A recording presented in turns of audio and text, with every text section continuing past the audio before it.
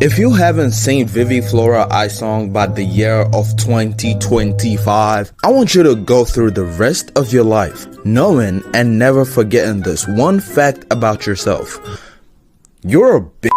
Now, I'm gonna come all the way clean. The first time I watched this show, I didn't really finish it. Yes, I'm an L human. But I dumped the show not because it was bad. It was actually fucking solid on first watch. I even recommended it on my underrated anime video. It just came out at the wrong time. Spring of 2021, where there were a billion new shows that season, and damn near all of them were just as interesting as Vivy 86. Though I didn't really like that one, but a lot of people did.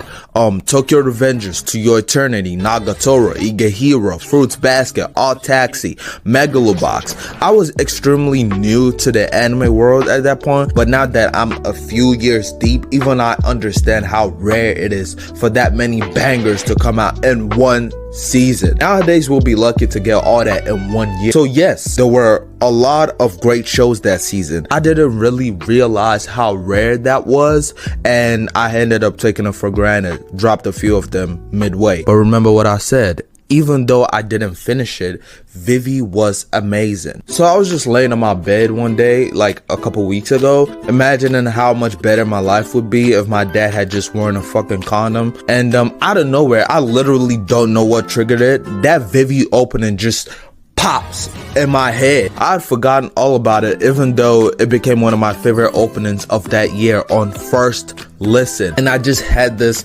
desire to go and watch it again all the way to the end this time. And boy, when I tell you that this shit was the sorriest piece of garbage I've ever seen in my life. Nah, I'm playing. I loved it. I really loved it. Let's just scheme the plot real quick, okay? So this anime is set in a world where humanoid AIs are a normal thing. They're basically artificial slaves, each programmed to do one specific thing from the point of their invention till they're eventually broken. Vivy, and I know her actual name is Diva, but don't tell me what to do, bitch ass nigga. We'll call her Vivy, because Vivy sounds better. Anyways, Vivy, our pretty main girl, is one of these AI things, and her programmed mission in her AI life is basically to be a singer that makes people happy with her singing. And boy, let me tell you, she be making me happy with her singing, because her voice is fire, bro. I mean, listen to her. Right around in the drop top with a stolen car, searching for my ops. I got my green ass on, trying to get egg. What's happening? Hold on.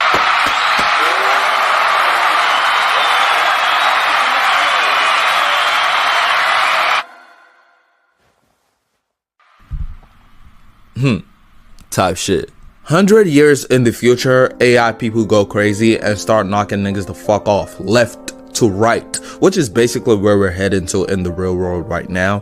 A doctor on the verge of getting a bullet through his head used his last breath to send one of his creations back in time and enlist for Vivy's help to try and stop the events that lead to this global AI crash out. After some cute bickering scenes, AI body shaming, and a life-threatening event for both of them, they both become partners and work together to try and disrupt the chain of events over the next 100 years to save humanity. Now, the plot isn't some unique crazy shit, you know what I'm saying? It's not something you've never heard before, but what makes Vivy special for me personally is how she goes on her long 100-year journey to shape fate and turn the wheels of destiny. Not the journey itself per se, but her experiences and how she changed due to the influences of said experiences. She was a typical emotionless AI at the start, and by the end I literally have to look at the mark on her neck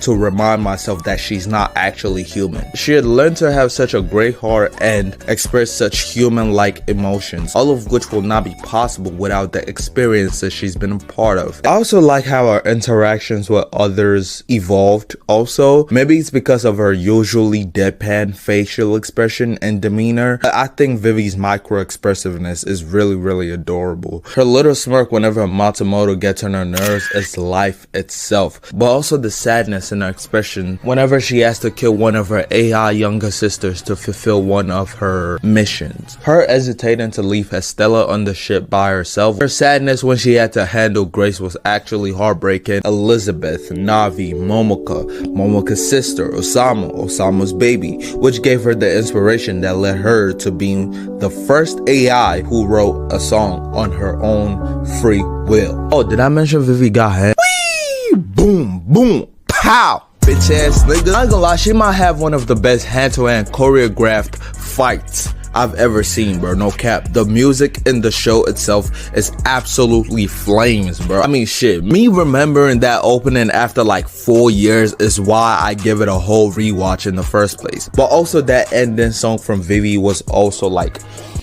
heartbreaking, bro. The AI evil version of the song and the actual song she sang at the end were both fire. Also this show be having some beautiful one-shot scenes, especially ones of like Vivy's beauty, like her face. Amazing, bro.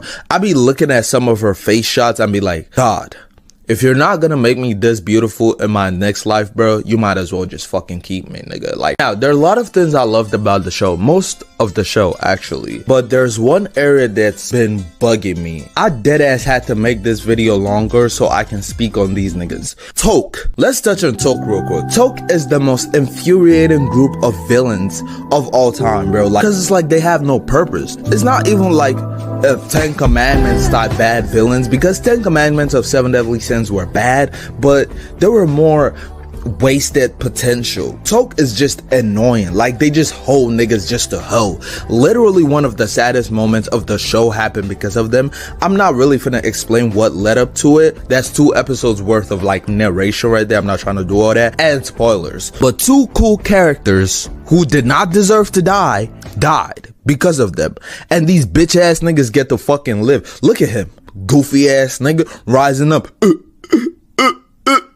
groaning like he just survived a great war or something, when he had literally just endangered people's lives because of some foolish AI prejudice. And the most infuriating thing, the reason I decided I can't not talk about him, is that, nigga, you just endangered people's lives and their kids, their families, but why?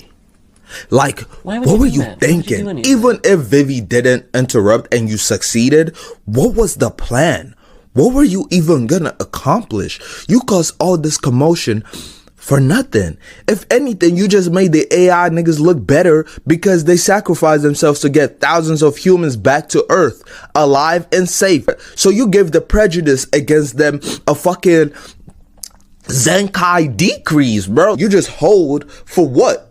You just hold for what? But the song at the end of that episode by Estella and Elizabeth was really beautiful though. Like, it was amazing. It really was. Anyways, that's all I have to say about Vivy Flourite Eye song. Oh, and that last episode, that 13th episode, my nigga, was fucking epic. I don't even use that word. Like, that might be the first time I've used that word in my life, but I literally can't think of a better one-word description, bro.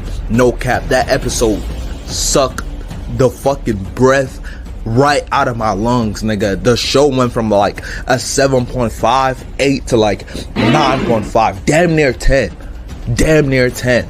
Anyways, that's all I got for right now. Like the video, nigga. I'm just a regular guy who likes to talk about the anime he watches or the manga he reads. If you fuck with that, you should subscribe. I love you. Bye. You're always worth it, and you deserve it. The way you work it, girl, you earned it.